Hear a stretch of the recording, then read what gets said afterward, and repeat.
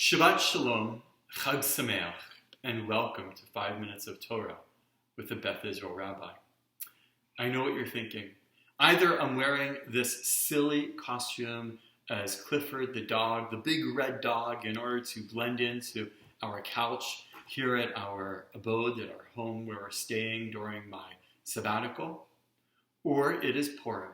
Well, if you guessed the second reason, you are correct. I am dressed up today as Clifford, the big red dog, because it is Purim. On Purim, we enjoy a lot of great food, we enjoy a Megillah reading, and we indeed dress up in a silly fashion.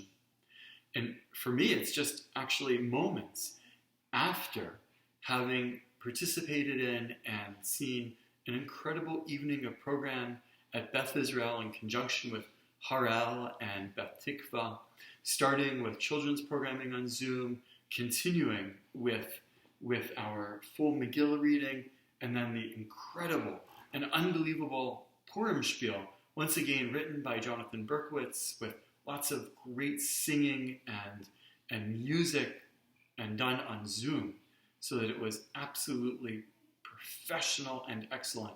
I was so impressed with this year. It was so funny and meaningful. Purim does tend to be a silly holiday, and that's one of the reasons that we dress up. We hide our identity, we pretend to be like others, and the silliness of Purim isn't something new. It actually dates back all the way to the time of Megillat Esther, the book of Esther itself. Megillat Esther is actually a book of comedy. Even though we read it in a very serious fashion, and Jewish tradition tells us that we must hear every single word of the book of Esther, nonetheless, it is still meant to be funny.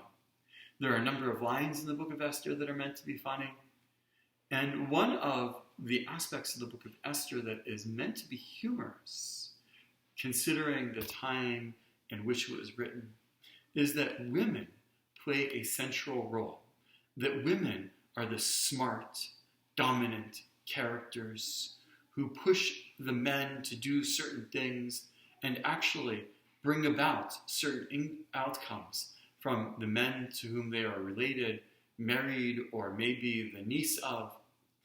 In the time of the writing of the book of Esther, a strong, smart woman who plays a central role as a character is humorous. But for us today, of course, there's nothing humorous about this. We understand from an important perspective that women are, of course, smart, great leaders, great thinkers, and have played an important role in Jewish history over the course of thousands of years. Not just Queen Esther, but other women in the Jewish Bible and the Tanakh, women in rabbinic tradition, and of course women in modern tradition and history, Jewish history as well.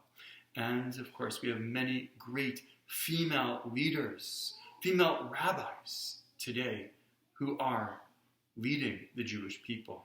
This is nothing funny. This is a very serious subject. A couple of weeks ago, we had the opportunity to learn with Dr. Henry Abramson and our scholar series on Zoom.